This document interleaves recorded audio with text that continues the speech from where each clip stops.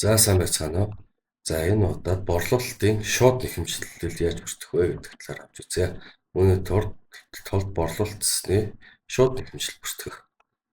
За энэ мэдээж эцсийн хэрэглэгч байна. За эцсийн хэрэглэгч эсвэл CTCar бас сервис ч юм уу. За ер нь бол эцсийн хэрэглэгчид шууд зөвхөн биллээр жижиг нэгэн үнээр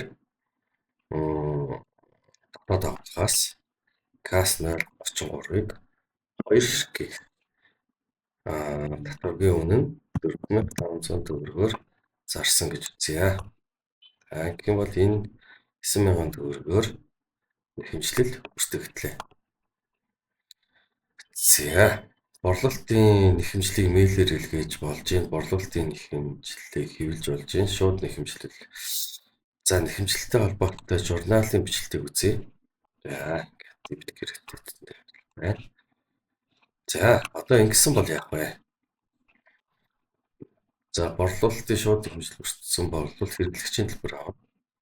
За мэдээж эцсийн хэрэглэгч мөнгөө хаана нээсэн юм бол картаар өгсөн болов. За бэлнээр өгсөн гэж үзье. Шууд кассанд төлбөрийн дүн 9000 төлбөр бүртгэх. За хэрэглэгчийн төлбөрийг бүртгэлээ. За тэгээд хэрэглэгчийн төлбөрийг үзэж болж байна. Үзэж болно. Эсвэл бол төлбөрийн орлогыг мэйлээр эн чинь илгээж болж байна. За энэ орлогыг ингээд эн чинь хэвлэлж болж байна. За иймэрхүү маркер барааны борлуулалтын шууд нэхэмжлэлийг бүртгэх нэ.